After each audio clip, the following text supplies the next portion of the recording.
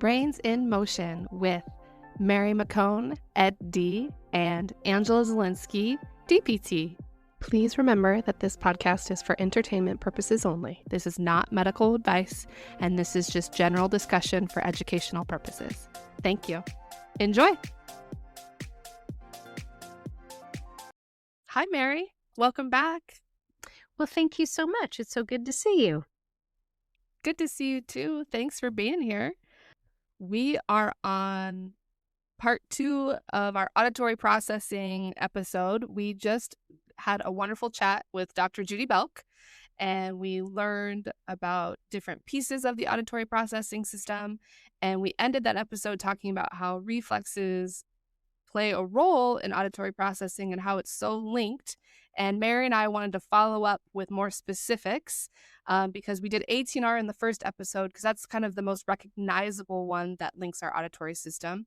But now there's more, and it's so interesting. Actually, Mary, someone in our comments, thank you for commenting, asked, could you expand on galant in auditory processing? How exciting. And so here's the episode. Yay. So Mary, just so we can kind of reset and lay a foundation, one of the questions I had was, can we review the classical and non-classical pathways of auditory processing? I think that that's a concept we kind of went over quickly, and I would like to maybe ask more questions about it or just address it again. Sure. And for our listeners, Dr. Leah Light is an audiologist, and she actually has a lecture on the MNRI website. That's moscotovamethod.com. If you go into the store, you can access the lectures there, but she has one on classical and non-classical auditory pathways. It's a great listen. There is a cost to listen to that, but it's fantastic. And this is really her area of expertise. So I'll do a cursory review of that since I'm not an audiologist, but I have a decent understanding of it. So we have 2 different pathways that we process information, the classical and non-classical pathways. One is very frequency specific, so that's classical auditory pathway, and one is not, and that is the non-classical pathway. And the non-classical pathway is the one that really causes a lot of grief because it is more tied to the limbic system, and it's not specific. So we're not listening to the language per se. We're listening to the tone and the feeling and how we respond to it. So let's use an example of maybe a child was in the hospital and when they were little. Maybe not an infant, but a child was hospitalized, and they came to understand that certain sounds in the hallway meant they were going to get shots, or it was time to go to chemo or whatever. And so there is now emotion tied to that sound. And so it's more likely that that non-classical auditory pathway is processing that information. It also has to do with where they're processed in the brain, and the non-classical auditory pathway goes through the brainstem and the reticular formations. The inferior colliculus, I think, is the specific part, and then up to the thalamus. But it really has to do with how we're processing sound that's coming in through the cochlea and what our brain does with that information. We don't want to be spending most of our time on the non-classical pathway. That's really an immature pathway. We want to have a more mature pathway, which would be the classical auditory pathway. I think Awesome. Is that enough to kind of give people an overview without getting really down into the nitty-gritty? But okay. Yeah. Okay. Yes. Thank you. I appreciate that. And like the emotion piece, and it's helpful to know what route we would like to be on. Like we would like to be on the classical pathway, not the non-classical pathway as a mature option. So that's a helpful piece too. Well, because as the pathway matures from the infantile one, right? And an infant, when they hear unexpected things, they will startle or freeze. And that's not how we need to go through life, right? But we work with a lot of kids who are still in that place because the auditory pathway didn't mature And so everything is Mm. so overwhelming when it comes in, the brain's like, whoa, whoa, whoa, that's not safe. I don't know what to do with that because the pathways aren't mature and the way they're being processed isn't mature. And the way you say that, it makes me think of, well, that's why reflexes help, because Yes. reflexes are pathways. They help mature, they help with myelination. And so the way that you just explained that, I'm like, oh, so that's how reflex integration can help with the non classical and classical Yes. auditory processing pieces, not necessarily like what are you hearing, but how the brain then processes that information and can route that information. Yes, and we'll get into this a little deeper throughout the episode, but auditory processing is also really helped through proprioceptive and vestibular systems because when we're orienting towards things, like if we want to review the 18R real quick here to dive into this episode here, one of the things you mentioned in that episode is that like the baby hears something and they turn their head towards it to localize or figure out what that sound was. Well, when that happens, how is that head turning happening? Through proprioceptive and vestibular are both involved in that head turning to help us localize. So if we don't have good proprioception and vestibular systems, they're not going to support our body in being able to isolate the auditory system to localize the sound. And we'll get a little deeper into that with STNR for sure. But I just wanted to kind of mention that. So as a real quick review, would you like to review 18R for everybody in case they're just dropping in and didn't hear the first one? Ooh, that is your asymmetrical tonic neck reflex. Mm-hmm. And you have mentioned before that it kind of looks like a fencer pose. So I turn my head, or I hear something and I turn my head. If I turn to the right, my right arm will go straight. My right leg would go straight. My left arm would bend and my left leg would bend. If I was an infant and I was doing the involuntary primitive part of that reflex. Mm-hmm. As you do that more and more, things like rolling, things like crawling, things like reaching, interacting with your environment, if you are moving on this maturity pathway, then you can make that pathway voluntary. I reach for things and my head doesn't have to turn, but it probably does because I want to see that object. And so it links our vestibular system with our vision. It Mm-hmm. links our auditory processing because I can turn towards like a rattle, or I can turn towards mom's voice. And it also links our motor system because it involves every single piece of our body from our neck down to our pelvis to our foot Mm-hmm. because it's involving each part of our motor system. What else, Mary? Yeah, as the 18R integrates though, the baby keeps moving and suddenly they turn their head and their arm maybe doesn't go straight out, it goes down to 45 degrees, right? And then eventually it doesn't move at all. So the brain is uncoupling the head from the trunk, from the arm, from the leg. So what that allows then is better orienting auditorily. Oh, I hear a sound. I'm going to turn my head towards it and figure out what it was, localizing it. And then it frees up the cortical space for hearing the speech sounds and complex sounds instead of just turning towards the sound. And my whole body's involved in that. Now, because things are maturing and things are uncoupled, it doesn't require so much cortical activity to turn the whole body. So now I have more cortical energy to be able to actually pay attention to what's being said.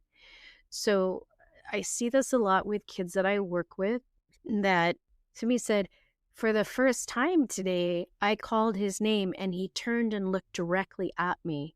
And this might be an 8 or 9 year old kid, and never in their lives have they been able to localize and orient and then pay it, make eye contact because things were all connected and that cortical energy wasn't there. So that's how 18R is so involved in the auditory system, is through that mechanism. Wow, that's really cool. When you said uncoupling movement, it made me think of galant, actually. So spinal galant is one of the reflexes that help with auditory processing. It builds on ATNR. It's a what I consider like a buddy reflex is what I would call it because galant has movements that also help with ATNR. And one of the uncoupling movements with spinal galant is head writing.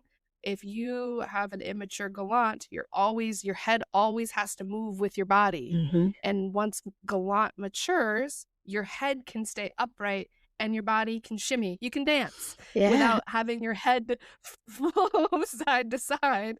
And so it just makes me think of like Hmm. that's a great way of like another way galant helps with being Hmm. able to lower the input so you have more cognitive space and your operating system isn't so full. Yeah. There's a great movement I use from Dr. Darren. He calls it doll rocking. So you sit the child up. It's on his YouTube channel, by the way. It's Primitive Reflexes, but you hold the child up and you rock them side to side.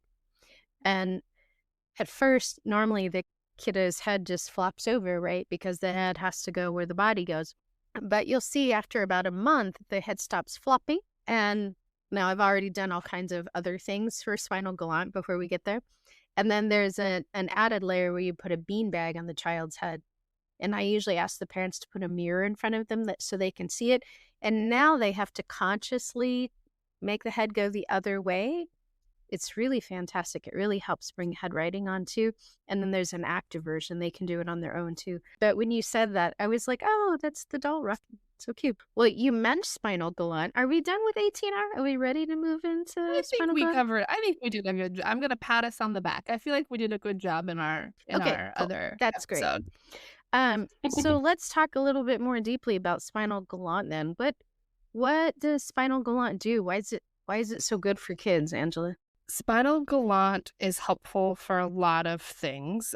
It's a reflex from like a movement pathway that helps with shoulder movement. It helps with hip movement. It helps with spinal movement. It helps with bowel and bladder because it involves the same nerves that are connected from the spine to those areas of the body.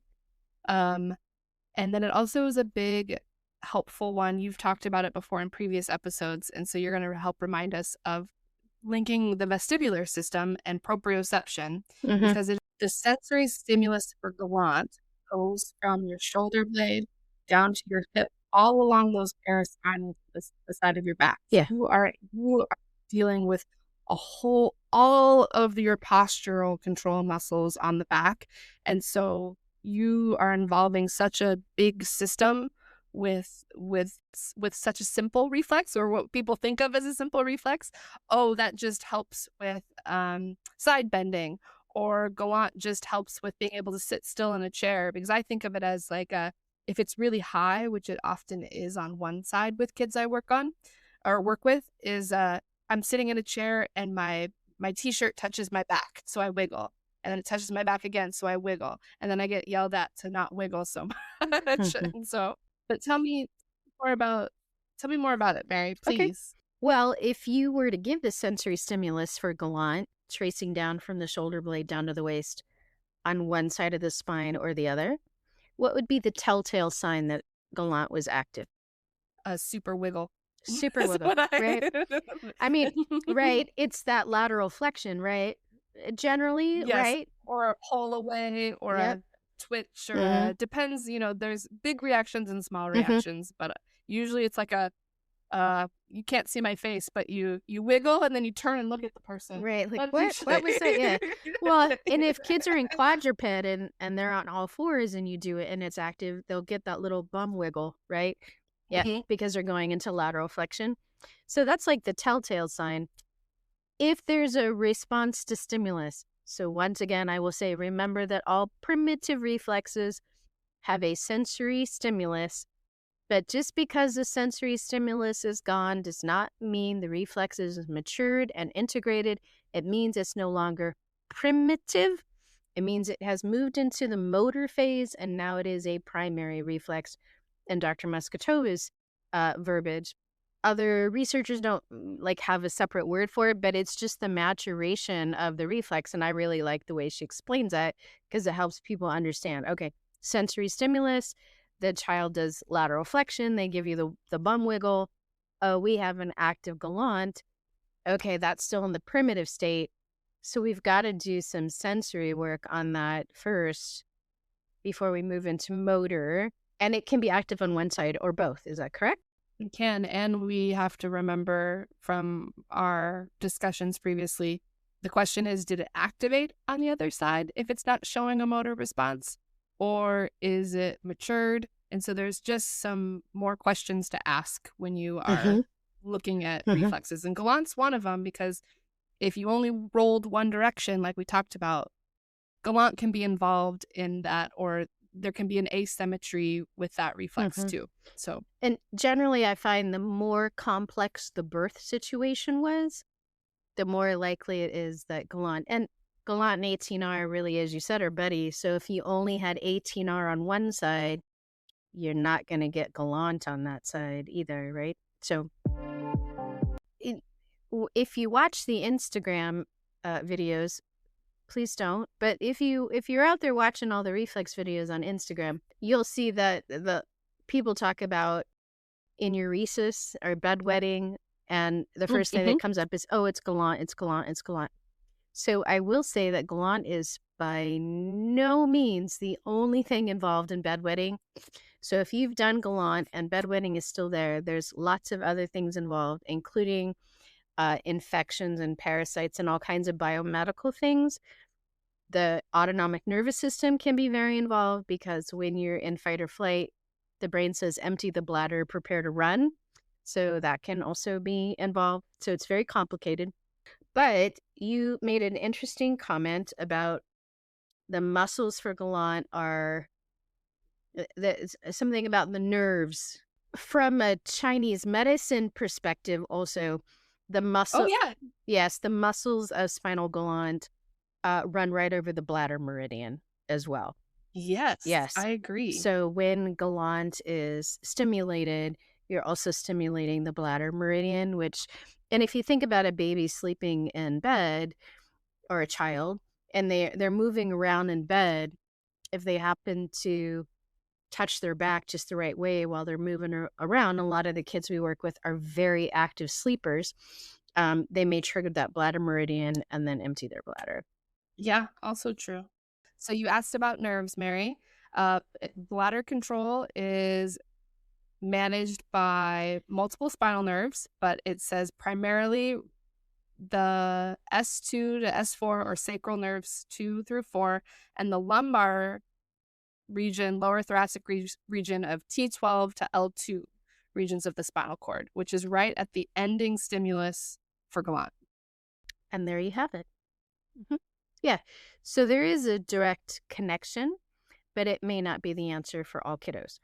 So, but in this podcast, We digress. That's okay. Well, because I know people are going to hear spinal gallant and say, but what about bedwetting? So You're right. I forget. We'll talk more about that in another podcast. But in this podcast, we're talking about auditory processing. So let's talk a little bit about spinal gallant and its relationship to auditory processing. All right. So first of all, some researchers have said that spinal gallant acts as a sound conductor during pregnancy. So when the baby is in utero, and I have heard this in an MNRI class somewhere, and I think in an RMT class, but I don't want to misquote you, Moira. So if you never said that, I apologize. But I feel like I heard that from you as well. But that in utero, that spinal gallant somehow acts as a sound conductor, which I think is fascinating. But the tactile stimulation that elicits the spinal gallant movement engages those proprioceptive pathways that run, they're in every muscle that we have and all of our joints, but these afferent pathways that go back up to the brain, and they ascend up the spinal pathways and into the brainstem, and those reticular formations that I was talking about earlier in the mesencephalon, which then project into the cochlear nuclei. So, and other auditory brainstem regions. So, because there's also sensory nuclei in the brainstem. So there's this thought process that the stimulus from the muscles activating in spinal gland then sends that information up the proprioceptors into the cerebellum and then further up into the brainstem. And then that then stimulates the cochlea, which is where hearing happens, but then that activates the auditory processing pathways. So I find that fascinating. And that those parts of the brain that we just talked about are part of that non-classical auditory pathway that we talked about at the beginning of the podcast. So the non-classical auditory pathway takes our vestibular information and our proprioceptive information and our auditory information and kind of weaves them together, like, about safety, right? Do I know where I am? Do I know where the sound is? Is all well in the land? And then can I use all that information to turn and localize or engage with my child or my friend who's talking to me or my mom? Or it takes all of those systems together. There's this, this propensity in our culture to separate everything out. Oh, that's a proprioceptive issue. Oh, that's a vestibular issue. Oh, that's a hypermobility issue. Oh, that's an auditory issue. Oh, that's a hypotonia issue. But really, they're all interconnected, right? So an auditory issue can also be a proprioceptive and vestibular issue. And so by working on spinal gland, we're getting a lot of proprioceptive input, a lot of development in the vestibular system. And remember, the vestibular and auditory nerves join and become the eighth cranial nerve. That is how tied together those two systems are. So by working on one, we also are helping to activate the other.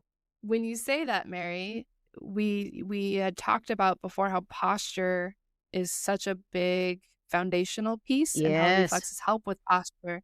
So when you said galant helps with proprioception, it's a very big posture reflex. But also when you were saying your body's trying to process information, and when somebody calls your name or you need to turn to respond to the environment, having good postural control is one of the ways your body knows it's safe and can turn. Yes. So if my posture isn't, if I'm not stable, I can't turn my head to respond, or I can't I can't open up that pathway to hear anything because I'm not even stable in my body. So that can make it challenging. That's after you were talking about that. And challenging because where I am in space and what my relationship is with gravity and can I hold myself upright is about survival, right? The brain is constantly like, I gotta keep my human up because if they fall down, they're gonna get eaten by the cougar.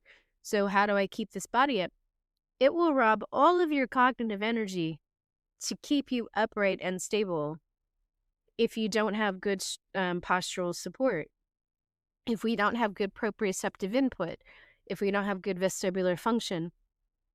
So the more stable the vestibular and the somatosensory information our baselines are, that like reduces the noise coming into the brainstem.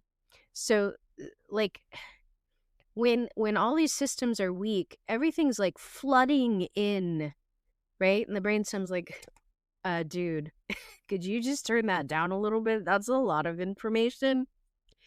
And our vagus nerve runs where? Oh, that's right. Straight through our brainstem. So it can have a lot to do with how when kids are super anxious and fearful, maybe it's because the brainstem's getting flooded with all of this information that's not coming in a regulated and appropriate way. So it's having a hard time differentiating. It's just flooding the gates. I like that. You explained that really well. And can I make a note? That's like a really good you just described hypermobility, flooding. If you are hypermobile, then you're hypermobile everywhere, and your spinal column has many individual joints. And if those joints aren't stable or they're moving more than the average bear, then your body is getting flooded with extra information, making things challenging. So like it's Yeah. not just you're not stable, it's just they have to send more and more information to tell you where your body is in space, which can then just lead to these challenges. So Mm-hmm. I just wanted to Yeah, that's people great. ask me a lot about hypermobility and that Mm-hmm. flooding. That describes to me, yes. So thank you. And hypermobility has really just entered the conversation in the last 5 years or so. And now people are testing for it. And I think there's a lot more research to be done here about what causes it, and particularly in kids. And I think that a lot of our work overlaps that, because I do see kids' hypermobility improve through this work. So, but that's a conversation for another day. Back to spinal galant and auditory processing. Okay. So when we reduce the noise coming into the brainstem, then that means the brainstem can send better information up to the thalamus, which is almost like the signaling station in the midbrain for sensory information. And then once it's to the thalamus, then the classical auditory pathway, the more mature one, can be like, hey, there's some auditory information. Let's send that over to the temporal lobe and see if we can hear what sounds are being made and what they're trying to say to us and what the timing is. That's called temporal processing. So again, if we don't have good proprioceptive and vestibular function, and we have these reflexes that are active associated with auditory processing, and all this information is flooding the brainstem, the information that's coming up to the thalamus then is also confusing and disorganized. And it's not the classical, it's not the more mature auditory pathway that's going to interpret that. It's going to be that darn non-classical pathway. And so when we have kids with phonological processing deficits, they're not hearing the discrete sounds of the language, right? They think bath and bat are the same sounds, or cat and sat are the same words. It's because of that temporal processing. And I've done enough of this work, and I'm a dyslexia specialist, and I've done testing in auditory processing through like screeners like the TAPS and the CTOP, because I'm not an audiologist, but there's a direct connection between certain retained reflexes and how kids are going to score on those tests. Mm-hmm. Interesting. Yeah. Well, I guess I guess the last comment, I mentioned the vagus nerve coming in. So if that's ongoing spinal galant activity keeps firing, and it's keeping that spinal reticular formation, that's brainstem, limbic system, right? Because if we're working off that older auditory processing system, it's the limbic system that's responding. If that continues to be overactive, that non-classical pathway, the immature pathway, is the one that's ruling the day. And so the brain will continue to perceive that auditory information as a threat, and there's an alarm, right? So when I work on galant, I do like spinal walking first. This is from RMTI. You're literally like taking your fingers and walking up the spine. I do some spinal massage. I do brushing. I do vibration with a small handheld massager. And then we do some passive activity. And then I'll do like the MNRI integration move, which is isometric and isotonic. But to get all of that sensory information in there, the reason I do that is to stimulate the vestibular and the proprioceptive system, because those neurons are all in the cerebellum, and then that sends that information to the brainstem. So it helps reduce the noise that's coming in, so that when the auditory information comes in and we're working on the reflexes that are associated with it, the brain's like, oh, well, that's really cool information. I now have the ability to figure out what that is because I don't have all this conflicting information coming in. I think you wanted to talk about STNR. Well, STNR is symmetrical tonic neck reflex. It is a big posture reflex. And so STNR is a reflex that I see a lot because it is the reflex that helps with crawling or creeping, like we talk about. So in some teachings, we've got that the reflex appears in utero and is part of the birth process, but we don't see it until about 6 months. And that's when it starts to emerge and babies start exploring with getting their bottoms up, and they start exploring with pushing up on their hands.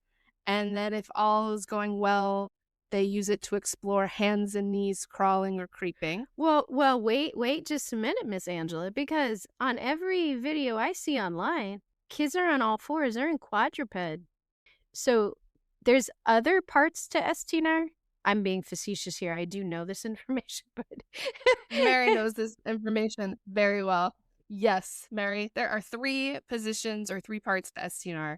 And I'm going to pull this information from Dr. Maskatova.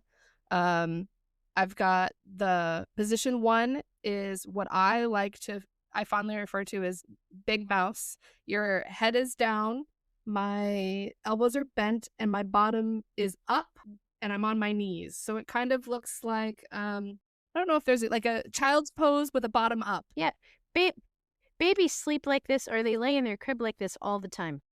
Yeah. Yes, and parents are like, "Is that normal?" And you're like, "Yes, that means it's coming." Like that means that they're preparing for movement.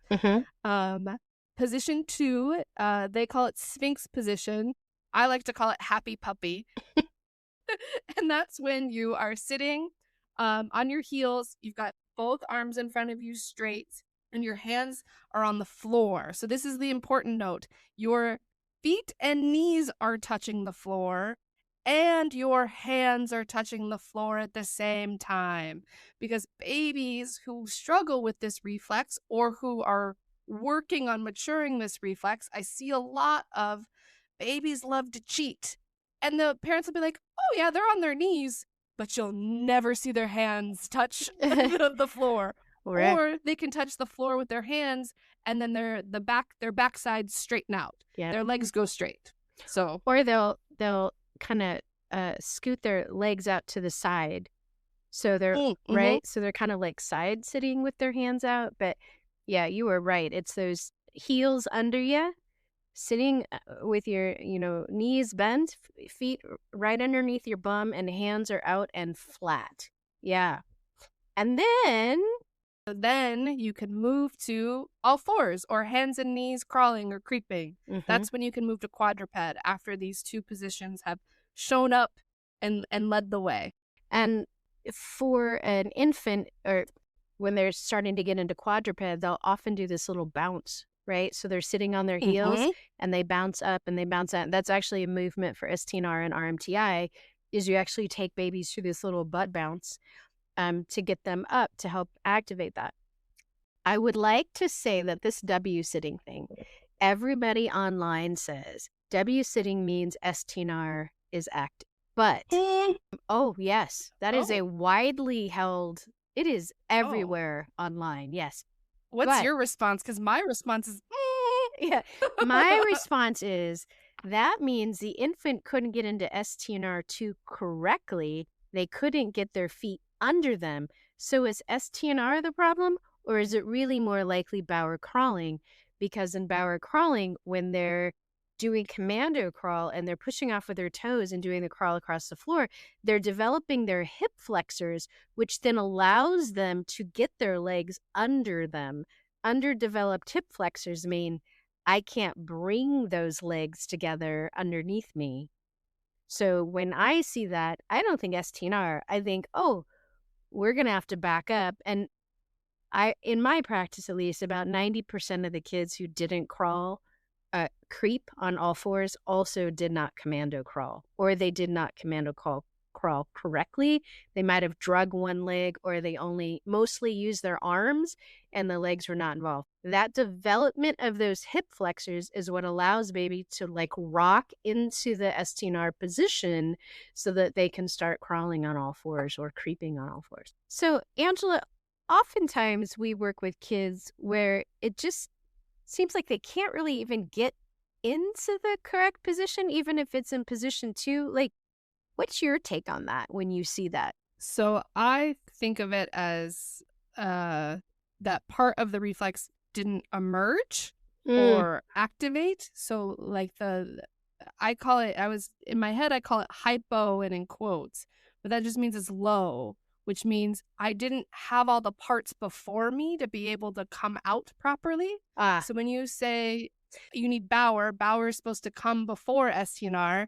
So to me, it means that STNR didn't emerge correctly, not necessarily that it didn't, quote, integrate. Yes. Okay. Because you can't integrate if you don't emerge correctly. Kind of our activation versus integration conversation. Right. And when we say activation, we also mean emerge, right? That the reflex didn't come forward correctly. So thinking about what we said about ATNR and Bauer crawling and spinal gallant, to Bauer crawl, we have to have ATNR integrated. We needed to have spinal gallant integrated because that lateral flexion is how we move our little bum side to side when we're belly crawling, right? So we needed those reflexes integrated to get to Bauer crawling, and we needed Bauer crawling to get into STNR. So the brain cannot move to higher levels of development, both cognitively, sensory-wise, and motor movement-wise,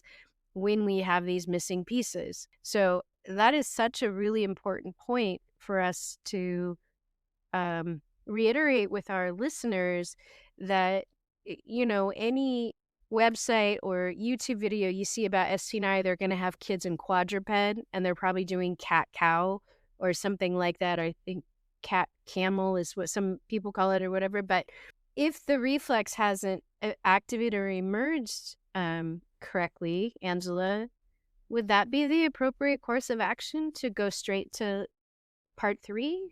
It would be helpful to get the missing pieces first and then go to quadruped. Sometimes with older kids, I will say my caveat is you have to start with something familiar. And a lot of kids have done cat-cow in like school or PE or something like that. But you need to use those tools to then do position 1 and 2 to help their body, and then keep backing up with the reflexes that build on STNR to help STNR, because reflexes don't exist in isolation. Right. And STNR is always the last reflex I do because it's dependent on everything else below it. So I'm about expediency. So I want to, because reflexes are not just about motor movement and posture, right? We're also creating neural pathways. So if we go through things kind of systematically, oh, I see they have an active STNR. So what pieces are probably missing before that? Because STNR would integrate naturally on its own if those pieces were there. So that means something has to be missing. A lot of this really has to do with thinking like a detective, right? Like, it's complex, and kids are complex, and reflexes are complex. So you have to do a little analyzing. Here are the clues. The clue is the child never crawled. That's clue number 1. The clue is when they sit, they W sit. There's another clue, right? So then if we back up to the step before that, did they commando crawl? Oh, they did, but they drug one leg, or they mostly used their arms. Okay, let's back up. Did they roll to both sides? Oh, no, they didn't. Okay, or they hated tummy time, right? So if we back up and look at the clues, they will tell us where we should start. So when somebody says to me their STNR is still active, I always like, and? And the reason STNR is important is because it is a big, big postural control reflex, and it helps with what you were just talking about with Gallant, with the non-classical pathway of auditory processing. It does. Correct? Yes, it does. Right? And And yes, right. And STNR is driven by proprioceptive and vestibular input, neck movement, right? Like one of the famous assessments you'll see online is to put a kid in quadruped and then turn their head, which I would argue is really an ATNR assessment. But you see that one a lot. But movement of the head up and down when babies are crawling around on the floor, that's STNR, right? Well, also involved in the vestibular ocular reflex then, and neck control. And neck control is involved in speech because that innervates the muscles that control the mouth, right? You see how all these things are connected. But back to auditory processing. And Judy told us last session that vision and auditory systems are linked, and that you can help one or the other to help the other. That is correct, right? Visual auditory integration is a real thing. And of course, what's the number one thing we need visual and auditory integration for? Reading. And basically, all of school requires really strong visual auditory integration. So, okay, so thinking about auditory processing, STNR integrates postural control or develops postural control. It helps develop our ocular systems, helps them stabilize. And in doing so, just like we talked about Gallant, there's less noise coming in, right? Where our brain's not taking as much effort to think about posture and ocular function and vestibular function.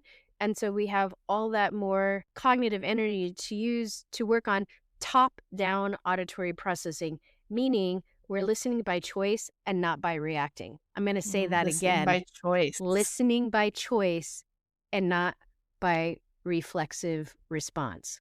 So if you're listening right now and you have a child who's struggling, is your child listening by choice or do they respond to sound reflexively?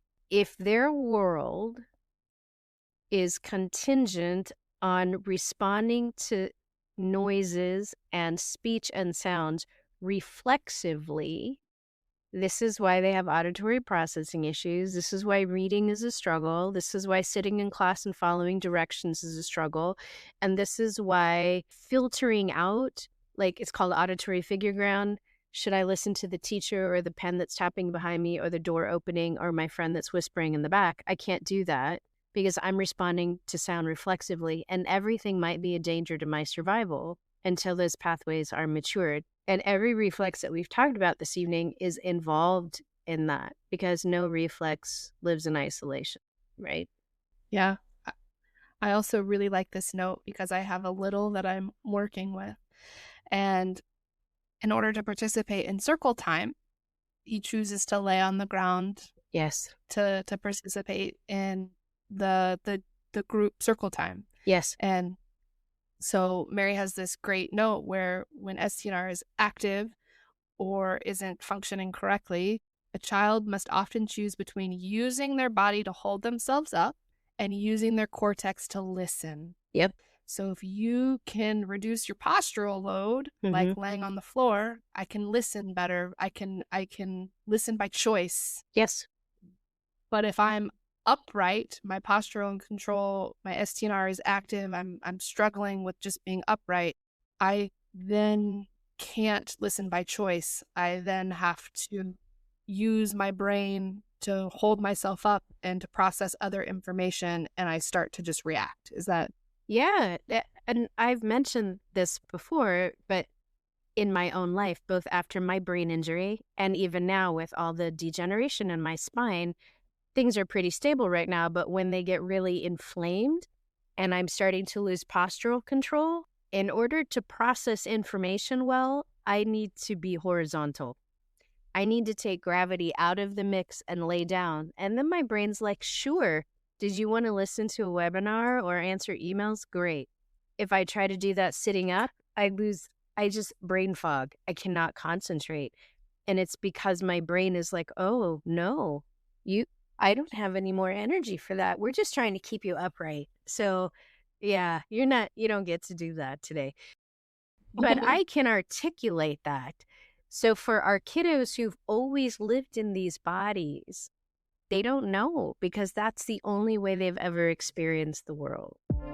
So then a non-primitive reflex, Mary, will you tell us about the acoustic stapedius or middle ear reflex that helps with our auditory processing? Sure. And again, I'm not an audiologist, so I'm just going to give you kind of the brief overview. It's not a developmental reflex. It would be more like the gag reflex. It's something that naturally develops, but it's not dependent on like environmental stimulus per se, other than it does depend on sound coming in, but it's a brainstem reflex that works in the middle ear and dampens the intensity of sound that's coming in and reaching the cochlea. So its development is interdependent with the inhibition or integration of other reflexes. And in polyvagal theory, Stephen Porges talks about how the middle ear responds to stress when our autonomic nervous system is moving into sympathetic or dorsal vagal, that stapedius reflex is not working the way that it should, and so sound floods in all at the same volume, and we're not filtering things out, so everything is overwhelming. And how many kids have we worked with that have to wear headphones, or just they do so much better when they're in a quiet space? It's because of this. Which you can help with different reflex integration techniques. It's just that this specific reflex of what we're talking about isn't developmental and Yeah. it's not under the umbrella of primitive. That doesn't mean we don't have strategies. Hmm. So I just want to say Yeah, that. and I know in Dr. Muscatova's work, she does have a auditory and visual reflexes class, and she does talk about this reflex in that particular course. It is more impacted when you work on the things that help the brainstem and the way it's processing information and activating. You can have underactive portions of your brainstem, left or right, all three levels, medulla pons, mesencephalon. So when you get better activity there, you're going to get better activity up in the stapedius reflex as well. Okay. All And right. then our So last ones, now, yeah. very important section of our auditory processing and reflexes. These, we're going to put this, Mary and I talked a lot about this, and I really like the idea of putting this under the umbrella of autonomic nervous system reflexes. So, will All you right. tell me how autonomic nervous system reflexes affect our auditory processing, Mary? Sure. So out there in the world, with those reflexes of the autonomic nervous system that you have heard are moro and fear paralysis. There is lots of disagreement out there about if sound is associated with one, if vestibular is associated with one. There's lots of disagreement out there, and you could ask 7 people, and all 7 people are going to give you a different answer. Yes. However, I like science and I like neuroanatomy and I like knowing what part of the brain is activated when certain things happen. I also am a big student of polyvagal theory and how our autonomic nervous system operates. So, for the sake of this discussion, let's not look at that moro and fear paralysis as separate things. They are not developmental reflexes. They don't create neural pathways the way that these other primitive and postural reflexes do. They are different. They are in their own category. So for the sake of this discussion, let's pretend that nobody actually knows which which reflex uses this stimulus and which reflex uses that stimulus. Instead, let's look at it through the lens of the autonomic nervous system itself. When we are in rest and digest, and our reflexes are integrated, we can take in sound. And it can be delightful. We can go outside, we can hear the birds sing, and we can hear the leaves rustle, and we can have a chat with our friend, and we might hear some music playing, and that is great. It's good, and we can have a conversation and engage. And my brain can perceive that the birds are far up in a tree and that rustling is probably just a squirrel looking for the nuts that it buried last spring. But when I am in a heightened state of alert, which a lot of our kids are in this state all the time.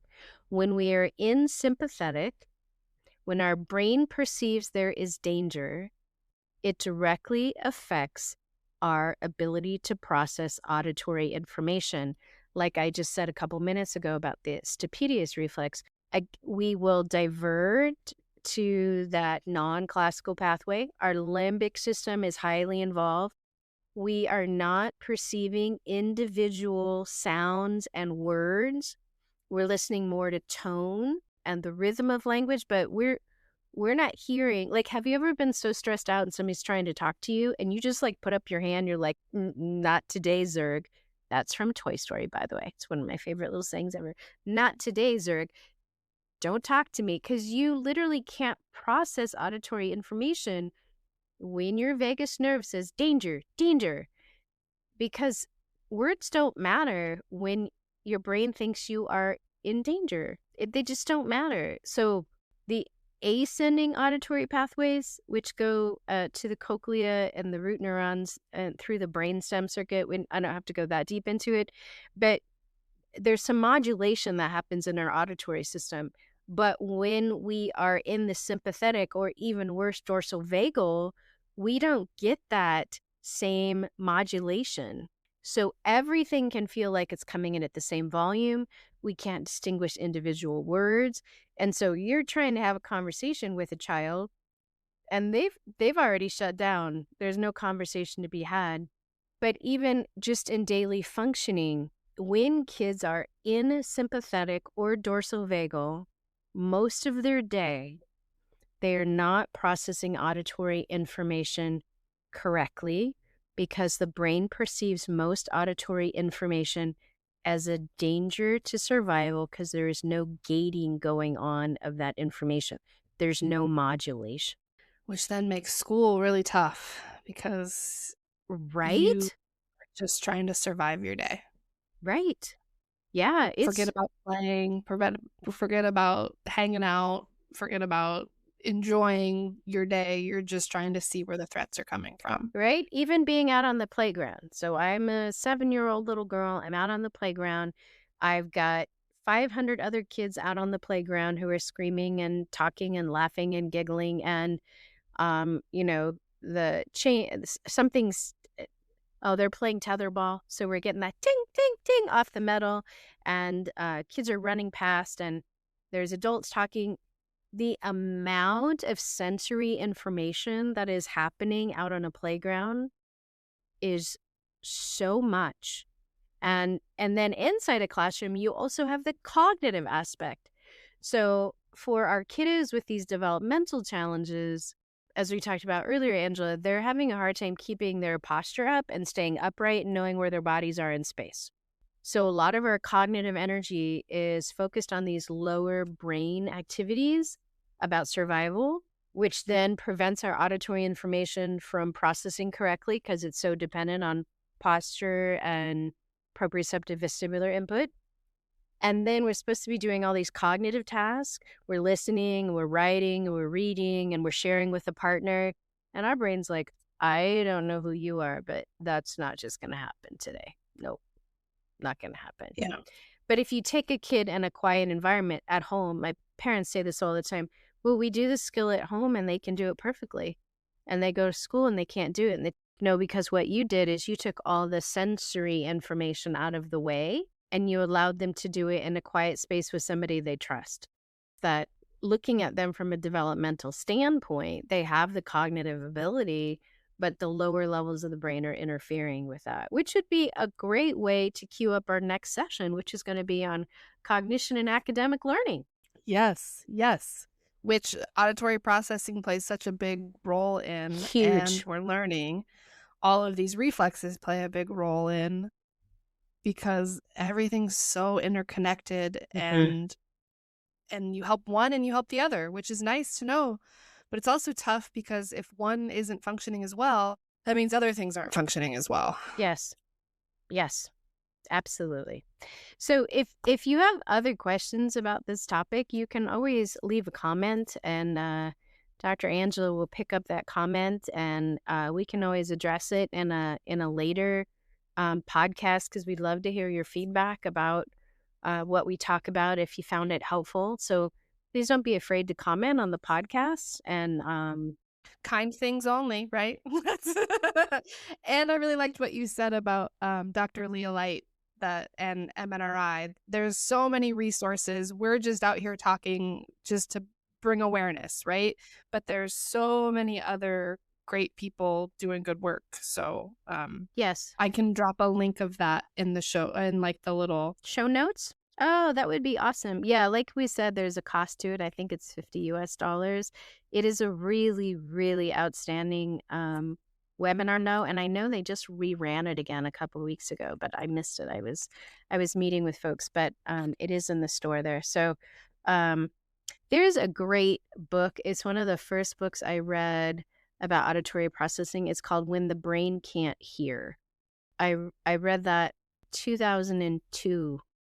There was a speech pathologist working at the middle school where I was a brand new administrator. He was also an audiologist like Dr. Judy. He did both. And he like held my hand and we did like a book study and I was fascinated. So if you're looking for a great book, it's an old one, but everything in there still rings true. So it's called When the Brain Can't Hear. You can email us at brainsinmotionpodcast@gmail.com. You can find Mary at her website, brain-works.org, or on Facebook with her Facebook Reflex Integration groups. If you would like that information, please check our show notes. And you can find Angela at angelapt.com or rainbowdragonbooks.com. Thanks for listening.